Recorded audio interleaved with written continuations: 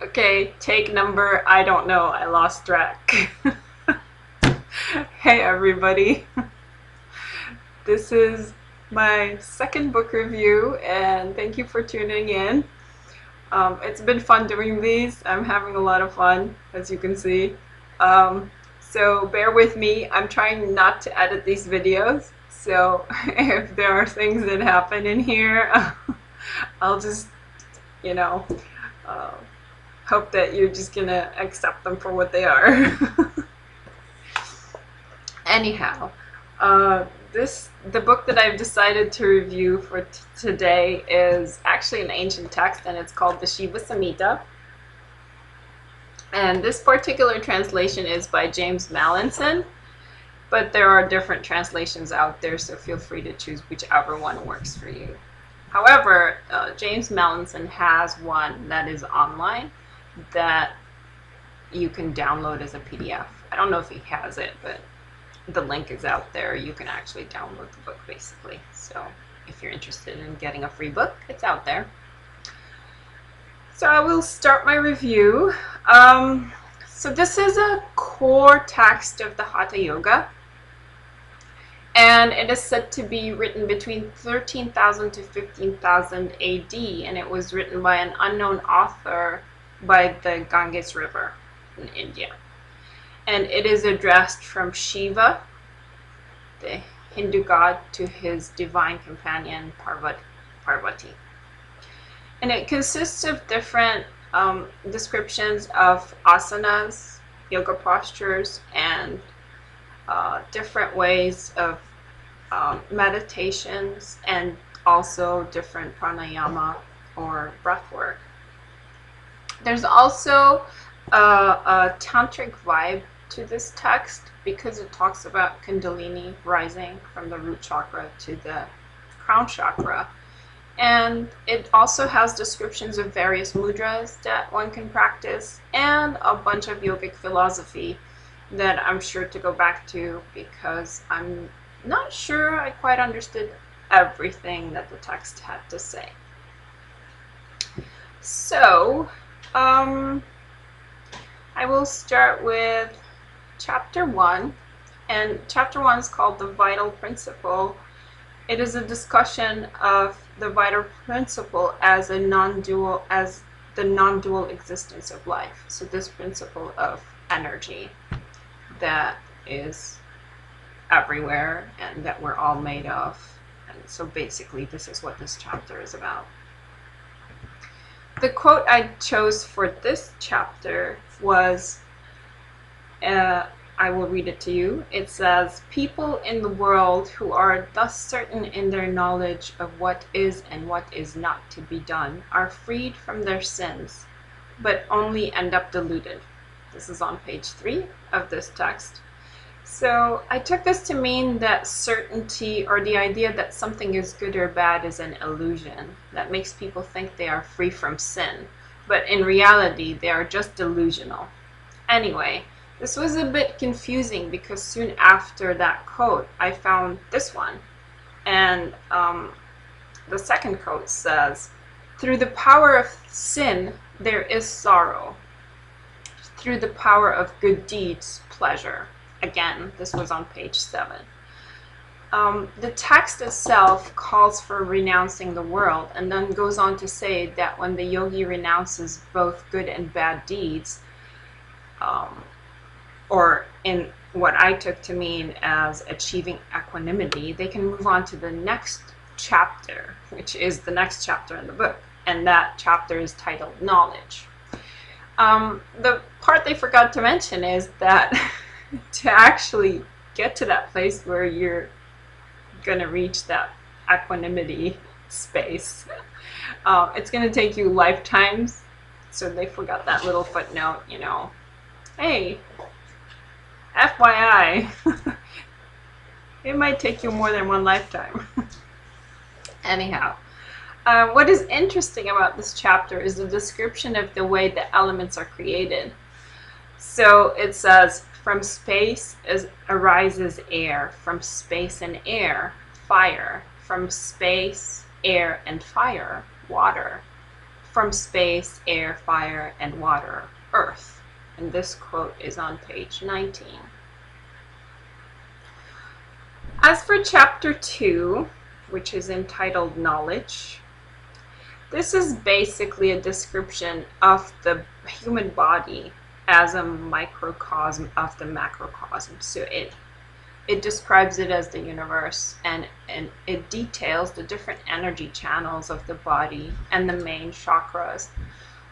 Sort of like the acupuncture Chinese system, but this one is more like in a verse tone. And in this chapter, I was struck by this quote: people who are attached to the objects of the senses and seek pleasure from them are prevented from reaching nirvana by words and abide in sin. Page 39. So this would mean that the objects of the senses and pleasures are what create sin. And Don Miguel Ruiz may object to this notion, as we saw last week, and I would have to stand with him on that, but would add more, and I would say that the objects of the senses are a distraction from finding nirvana or samadhi. I wouldn't so much call them a sin, but a distraction. That's what they are, a distraction. So chapter 3 is called Practice. That's the title of the chapter. And it talks about the different benefits of practice, basically of yogic practice, and what the practice is like. It also talks about the importance of honoring one's guru, and the text goes on to describe the power of the breath, so how important it is to do breath work daily. And it says, by means of pranayama, the Lord amongst yogis attains the 8 powers, crosses the ocean of sin and merit, and becomes the Lord of the 3 worlds. Page 54. I found this really interesting, that the asanas prescribed are the best, are the simplest. So like Siddhasana, Padmasana, Paschimottanasana, and also Sukhasana. All these are seated postures. And these are what this text stresses are like the core practices to be doing as a yogic, or as a yogi or a yogini. So it's not so much about, you know, standing on our hands. It's these core asanas as he's describing them. So I highly recommend looking into this if you have not already done so. And then chapter 4 is titled Mudras. It's, aside from the discussion on Tantra in this chapter, because this chapter is full of it, the text prescribes 3 mudras to be done 4 times a day and says that one can conquer death by using them daily. I'm not going to go into these mudras. They are seated, but I'd be happy to teach them to you if you schedule a session with me in person or through Skype. I may also do a separate video on those in the future once I'm tired of doing book reviews. I don't know what I'll be inspired to do, but feel free to schedule something with me and I'd be happy to teach them to you. I have started practicing them sort of daily, not consistently yet, but I'm hoping that it will become a consistent thing, actually.